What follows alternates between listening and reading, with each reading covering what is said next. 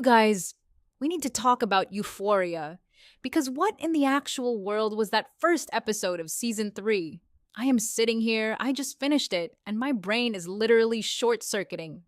I'm sorry, but we need to talk about the plot, or lack thereof, what was actually shown in this episode, the labyrinth of it all, and just everything. Like, what is even happening?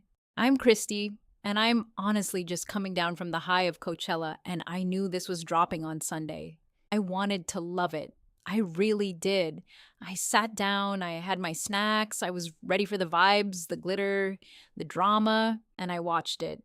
And now I have so many thoughts, and none of them are good. It definitely wasn't what I felt about the other 2 seasons. Like, at all. And I couldn't figure out what it was at first. I kept watching, and I was like, why does this feel wrong? Why does this feel like I stumbled into a completely different show that just happens to have the same character names?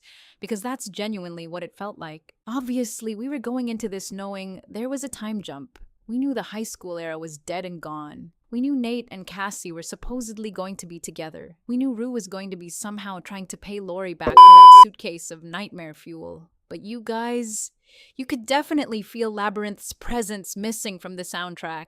And it wasn't just a vibe thing. It felt wrong. But wait, this is where it gets weird before the show even starts. Prior to this 3rd season coming out, Labyrinth was set to perform at Coachella. And that morning, he actually talked about removing his music from this 3rd season entirely. Like, he's gone. Poof. Before this, we did know there was some beef because he had previously posted, and I'm quoting here, F his label, double F Euphoria. And I was like, the Euphoria premiere was messy. Let's talk about what stars took a photo together, what stars did not, certain big stars that left early, controversial guests, what awkward reunions happened, what tea was spilled in interviews, and on a side note, an extremely serious tribute to Eric Dane and Angus Cloud. So the Euphoria premiere happened in Los Angeles tonight, and the whole cast seemed really excited to be together, very giddy. I'm happy that they all seem to be getting along despite like rumors. Jacob Elordi not recognizing Maud Apatow at first and then being like, oh my god, it's you, was so cute. I'm very happy that Sydney Sweeney can like put the drama behind her and everyone seemed to be genuinely just so happy to be around each other. So these 4 women of the show took photos, and then Zendaya actually showed up separately at the end. And the amount of flashes going off, this is like that video of Beyonce at the VMA. She shut the carpet down. We actually did get reports that Zendaya left early. There was no photo of her with Sydney Sweeney, so maybe the rumors were true. People online are saying she did not even stay for the screening. She had to show up and then go. She did have a quick hug with Sam Levinson,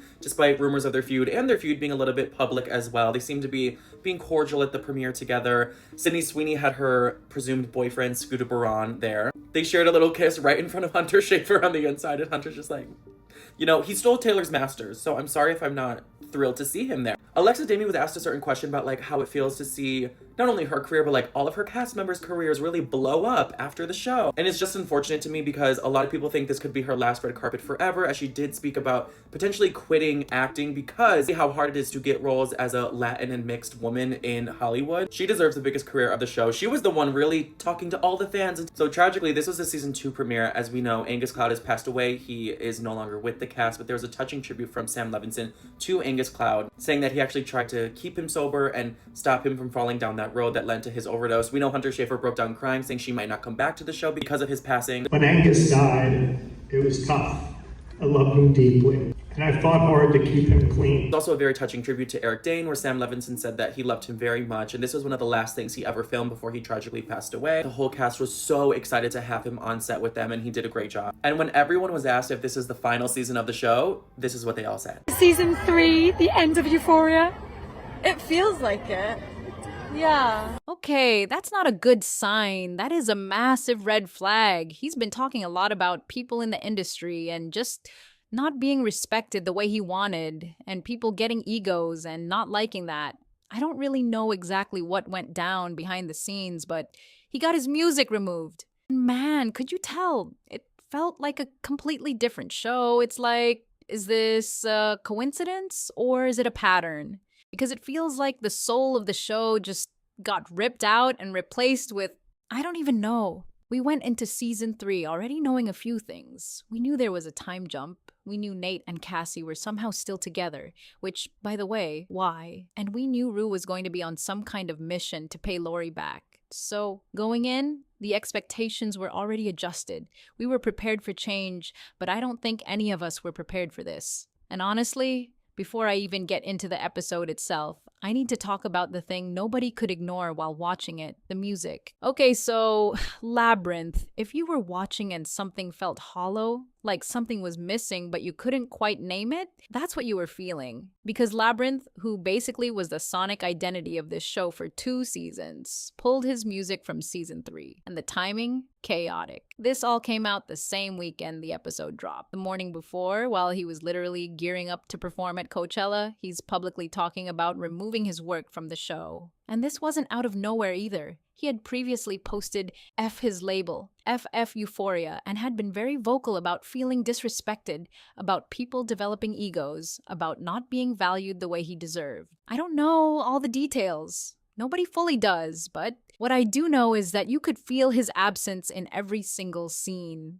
And that, right there, is the first sign that season 3 is operating differently. The show that gave you those goosebump moments in the first 2 seasons, that was built on a very specific sound. Take that sound away, and suddenly you're watching something that looks like Euphoria but doesn't feel like it. But wait, that's not even the main issue. Let me talk about what actually happened in this episode.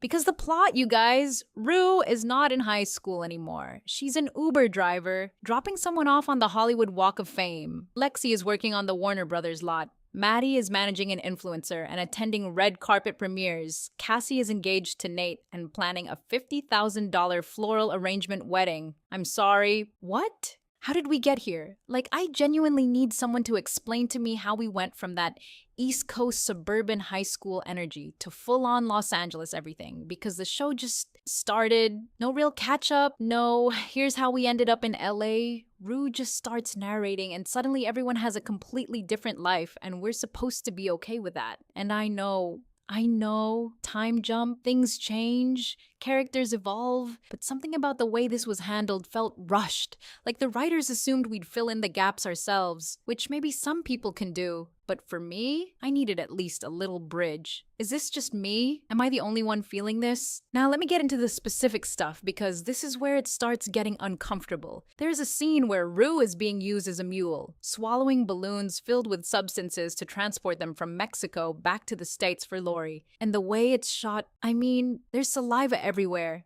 People gagging themselves, it's deliberately drawn out and visceral in this way that made me stop and go, why? Why was this the choice? And then there's Cassie, who now apparently wants to do OnlyFans to pay for her wedding flowers, which, again, why? Like, what is the narrative purpose here? What are we building toward? And then she says she doesn't want a ghetto wedding.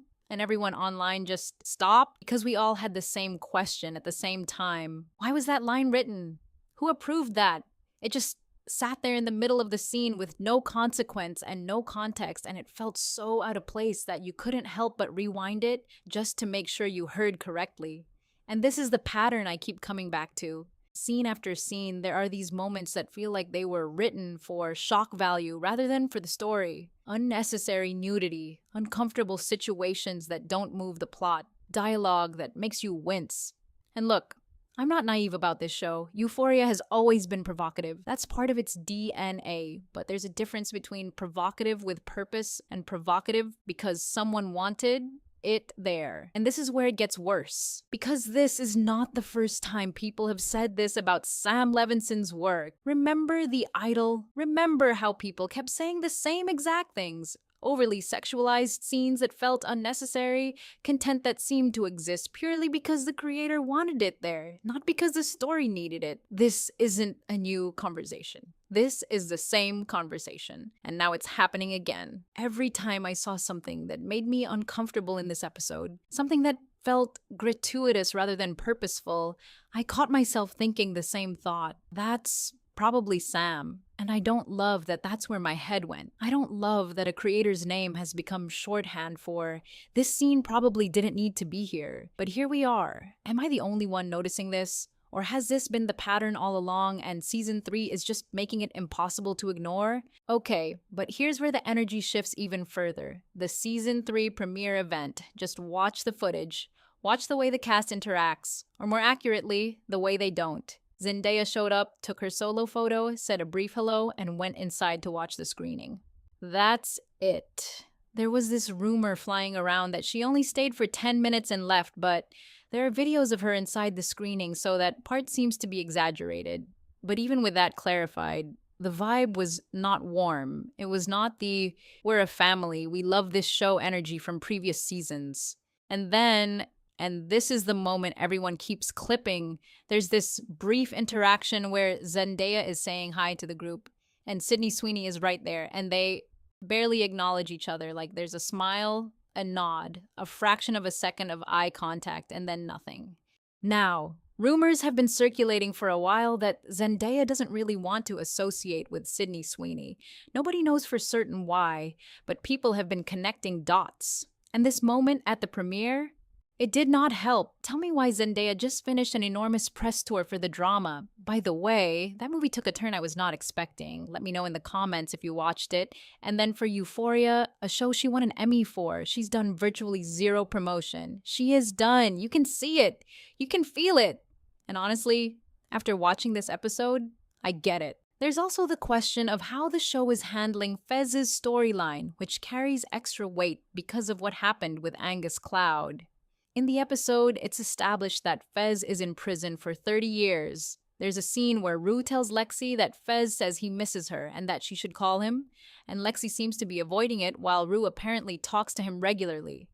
It's a quiet, understated way of keeping his presence in the story without requiring him to appear on screen, and honestly, given the circumstances, I think it was handled with care. There's also a dedication at the start of the episode to Angus Cloud with confirmation that footage of him will appear in later episodes, and apparently Trisha Paytas is going to be in episode 5, which, I mean, given that everyone is now in Los Angeles, I suppose it makes more sense than it would have otherwise. But I'm still sitting here going, is this the same show? Is this really the same show? Here's what I keep coming back to. This is reportedly the final season of Euphoria, and watching that first episode, it felt like everyone involved already knew that. The lack of promotion from the lead actress, the cast barely interacting at their own premiere, the music stripped away, the setting relocated, the tone shifted. It all points to the same thing. People are ready to be done with this. And maybe that's okay. Maybe every show has a version of this. The final chapter where the energy has run out and everyone is just trying to cross the finish line. But usually you don't feel it this clearly from episode 1 of the final season. The question is, what happens next? Because if the premiere is this scattered, where does the rest of the season go? What's the end game here? And more importantly, was this always the direction or did something change along the way? Because allegedly there was a very different version of this season that existed before all the drama. Before the music removal, before whatever happened between the cast, before the idle conversation became unavoidable. And if that's true, if there's a version of season 3 we're not seeing, then what we got might not even be the real story, which means the thing I'm most curious about isn't what happens to Rue or Cassie or any of the characters. It's what happened behind the camera to make this feel so different from everything that came before it, and something tells me we're only just starting to find out. Let me know in the comments if you watched the first episode and what your reaction was. Did it feel off to you too, or am I reading too much into this? I genuinely want to know. Love you guys.